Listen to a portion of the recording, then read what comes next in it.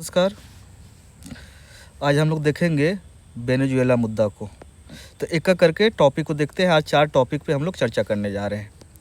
पहला है वेनेजुएला मुद्दा। अभी आपने देखा होगा कि यूएसए ने वेनेजुएला पे हमला करके उसके राष्ट्रपति मदुरो और उसकी पत्नी को गिरफ्तार कर लिया। यूएसए ने हमला करके उसकी पत्नी और राष्ट्रपति मदुरो को गिरफ्तार कर लिया। तो आपसे पूछा जा सकता है इंटरव्यू में कि ये बताइए कि इसका कारण क्या है, यूएसए ने ऐसा क्यों किया।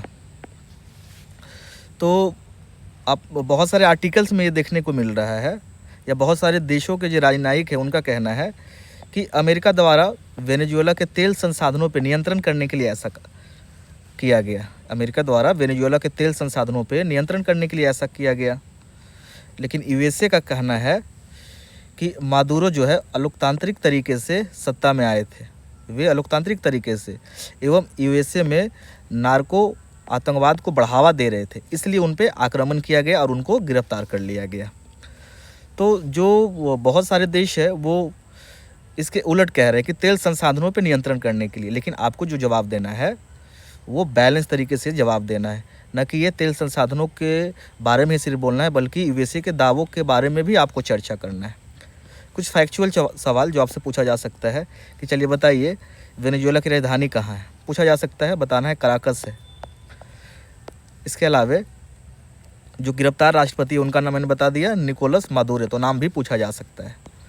अब जो क्वेश्चन कुछ बनेगा इस पे कि आप इस घटना को कैसे देखते हैं, आपसे पूछा जा सकता है कि आप बताइए आप इस घटना को किस तरह से देखते हैं। आपको जवाब देना है कि सर यह अंतर्राष्ट्रीय कानून का उल्लंघन है, जिस तरह से उनको गिरफ्तार किया गया है यह अंतर्राष्ट्रीय कानून का उल्लंघन है, क्योंकि एक संप्रभु देश पर इस तरह के हमले नहीं होना चाहिए।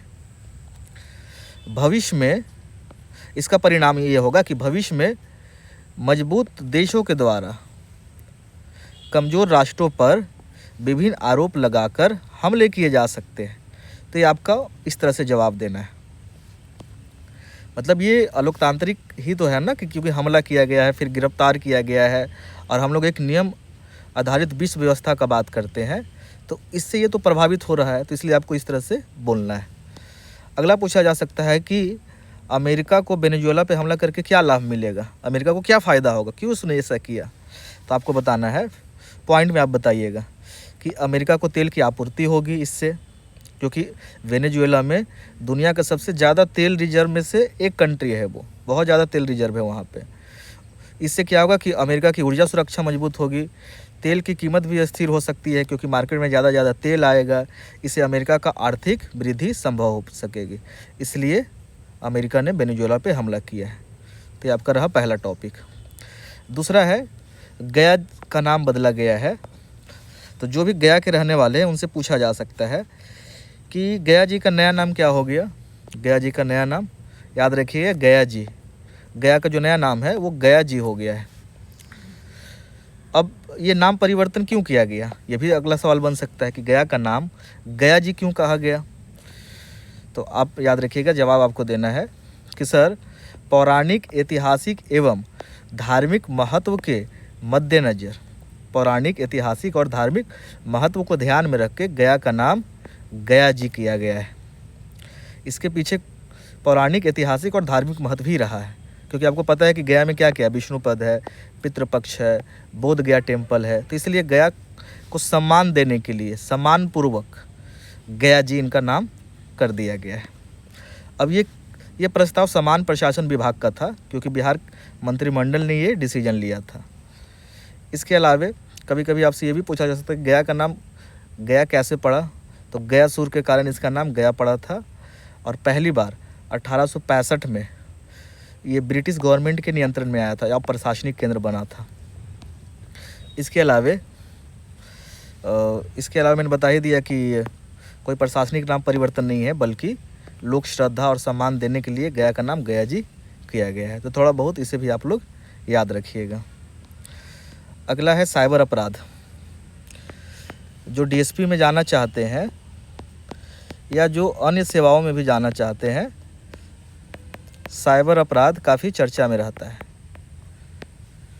तो पहला कॉन्सेप्ट है कि साइबर अपराध क्या होता है, इसको आप लोग अच्छे से तैयार कर लीजिएगा कि क्या होता है साइबर अपराध। दूसरा है डिजिटल अरेस्ट। तो डिजिटल अरेस्ट भी कॉन्सेप्ट पूछा जा सकता है। तो बताइएगा कि एक अवैध साइबर धोखाधड़ी ही है जिसमें तकनीक का यूज करके जो ठग होते हैं वो कोई कानून प्रवर्तन एजेंसियाँ जैसे कि रॉ एजेंट हो गया, सीबीआई हो गया या कमिश्नर हो गए, इस तरह के वो बताते हैं कि मैं हूँ, और अधिकारी बनकर वो जो लोग होते हैं उनको फ़ोन करते हैं या वीडियो कॉल करते हैं और उसके माध्यम से वो व्यक्ति को गिरफ्तारी का झूठा दावा करते हैं और उससे पैसे या निजी जानकारी प्राप्त करते हैं। यही है डिजिटल अरेस्ट। तो डिजिटल अरेस्ट को भी अच्छे से कर लेना है और साइबर अपराध को भी अच्छे से कर लेना है। अगला क्वेश्चन पूछा जा सकता है कि आप इस पर कैसे नियंत्रण कीजिएगा। तो अब बताइएगा कि सर अवेयरनेस बढ़ाने की ज़रूरत है, क्योंकि सबसे पहले लोगों को इनके बारे में जानकारी ही नहीं होती है, तो अवेयर करेंगे हम लोग। उसके बाद स्पेशल आईटी सेल और पुलिस कर्मियों को सही से प्रशिक्षण देने की ज़रूरत है। इसके अलावा कड़े कानून होनी चाहिए। कानून तो है लेकिन कभी कभी कठोरता से इसका पालन भी नहीं होता, तो कानून भी बने और कठोरता से पालन भी हो। अभी मात्र क्या है कि 10 वर्ष की ही सज़ा है, तो इसको और कठोर किया जाए। अगला इससे आपसे पूछा जा सकता है कि गवर्नमेंट क्या कर रही है, बिहार गवर्नमेंट क्या कर रही है। साइबर अपराध को रोकने के लिए बिहार गवर्नमेंट क्या कर रही है। एक नंबर भी है 1930। यदि किसी के साथ साइबर धोखाधड़ी होती है तो इस पर वो कॉल कर सकते हैं। इसके अलावा और भी प्रयास आप लोग 2-3 पॉइंट देख लीजिएगा कि क्या क्या किया जा सकता है। अगला है नई जनगणना 2027। ये देखिए, पहला चीज़ जो पूछा जा सकता है कि कौन सी जनगणना है, ये आपको बताना है सर। ये 16वीं जनगणना है। जो ये जनगणना होगी अभी स्टार्ट हो गई है या होने वाली है, ये आपका 16वीं जनगणना होगी। ये 9 फरवरी से शुरू होगी, ये 9 फरवरी 2027 से शुरू होगी। और साथ में जातिगत जनगणना भी शुरू करने की बात की गई। बिहार में तो पहले ही हो रखा है जातिगत जनगणना, और भी स्टेट में मांग उठा था, लेकिन इस बार की जो जनगणना होगी उसमें जातिगत जनगणना भी शुरू करने की बात है। तो एक जातिगत जनगणना भी एक टॉपिक इम्पॉर्टेंट हो जाता है, तो इसको भी ध्यान देना है। आपको पहले पता ही होगा कि 2022 में होने की बात थी, 2021 में, तो कोविड महामारी की वजह से इसे रोक दिया गया था। अब देख लीजिए क्या क्या इसमें किया जाएगा। तो इसमें होगा कि पहला चरण 2026 में 1 अप्रैल से 30 सितंबर तक मकानों का जनगणना किया जाएगा, यानी कि मकानों की सूची को लिखा जाएगा। इसके अलावा दूसरा चरण में व्यक्तियों की संख्या काउंट होगी, जो कि 9 फरवरी 2027 से शुरू होगा और 1 मार्च रात 12 बजे तक चलेगी।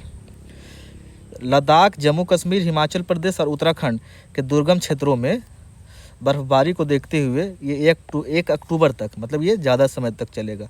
नॉर्मल क्षेत्रों में तो 1 मार्च 2027 को ही ख़त्म हो जाएगी, लेकिन ये 1 अक्टूबर 2027 तक चलेगी, रात को 12 बजे तक। इसके अलावा ये पूरी तरह से डिजिटल जनगणना होगी और सभी जो आंकड़े होंगे वो इलेक्ट्रॉनिक रूप से जुटाए जाएंगे। इस प्रक्रिया को पूरा करने में 33 लाख से अधिक जनसंख्या कर्मियों की आवश्यकता होगी। तो इतना नहीं पूछा जा सकता है, बस एक बार देख लीजिएगा। यही पूछा जाएगा कि कब से कब तक चलेगा, कितने चरणों में चलेगा, और जातिगत जनगणना उसके फ़ायदा और नुकसान, इसको आप लोग देख लीजिएगा। जैसे कि ये क्वेश्चन है कि जातिगत जनगणना से क्या लाभ होंगे, आपको बताना है कि सर इससे जो भी आंकड़े प्राप्त होंगे उसका जो हम लोग यूज कर सकते हैं उन लोगों के लिए जो अभी समाज के मुख्य धारा में शामिल नहीं हुए हैं, और उनके लिए क्या किया जा सकता है कि योजना का निर्माण किया जा सकता है।